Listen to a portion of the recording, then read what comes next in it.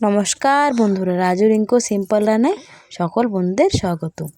আজকে তোমাদের সঙ্গে শেয়ার করব নতুন একটা মাছের রেসিপি। কাঁচা পাকা লঙ্কা দিয়ে কাতলা মাছের কাঁচা রসা কীভাবে করি চলো দেখে নাও। প্রথমে একটা মিক্সারে বাটি নিয়ে নিচ্ছি, ওতে আমি কাঁচা পাকা লঙ্কা দিয়ে দেব আর গোটা সরিষা দিয়ে দেব। দিয়ে আমি একটু জল দিয়ে মিহি করে একটা পেস্ট বানিয়ে নেব। এই দেখো মিহি করে একটা পেস্ট বানিয়ে নিচ্ছি, সাইডে রেখে দেব।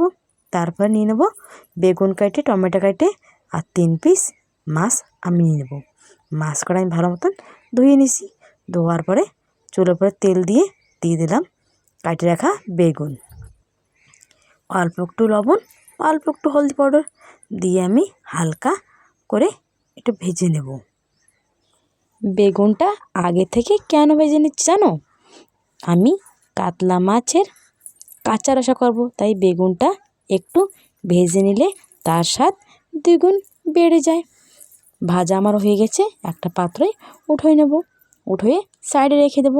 তারপরে আমি একটা বাটিতে নিয়ে নেব 3 পিস কাতলা মাছ, দিয়ে দেবো স্বাদ মতো একটু লবণ, একটু হলদি পাউডার, বাইরে রাখা সরিষা আর কাঁচা পাকা লঙ্কা দিয়ে দেবো আমি একটু সরষের তেল দিয়ে ভালো মতন আমি মেখে নেব মাছের সঙ্গে। মশলা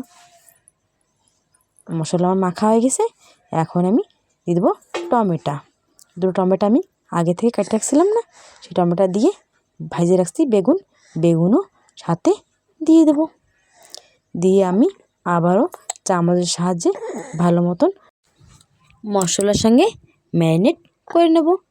ম্যারিনেট করা আমার হয়ে গেছে, দেখো বন্ধুরা কত সুন্দর দেখাচ্ছে। এখনই 10 মিনিটের জন্য আমি রেস্টে রেখে দেব।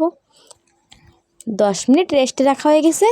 যে তেলে বেগুন ভাজছিলাম ওই তেলে দিয়ে দিলাম আমি ফোড়নে জিরা, দিয়ে আমি ম্যারিনেট করা মাছ দিয়ে দিছি।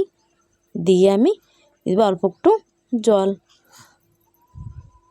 জল দিয়ে ভালো মতন জাল হবে, তাই একটু ঢাকা দিয়ে আমি প্রায় 30 মিনিট জাল করে নেব।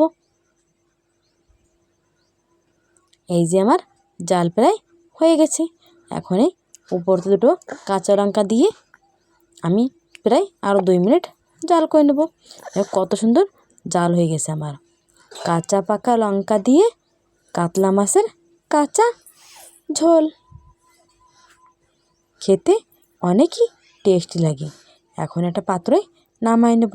বন্ধুরা এই রেসিপিটা যদি তোমাদের কাছে ভালো লাগে কমেন্ট আমাকে জানাবে কেমন হয়েছিল।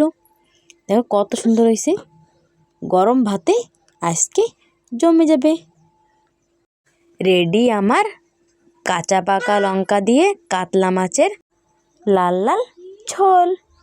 বন্ধুরা আমার রেসিপিটা তোমাদের কাছে যদি ভালো লাগে লাইক শেয়ার অবশ্য করবে। যেই বন্ধুরা এখন পর্যন্ত আমার চ্যানেলটাকে সাবস্ক্রাইব করে নেই, সাবস্ক্রাইব করে পাশে থাকবে, দেখতে থাকবে আমার নিত্য নতুন রেসিপি। সবাই ভালো থাকো, সুস্থ থাকো, দেখতে থাকো আমার নিত্য নতুন রেসিপি।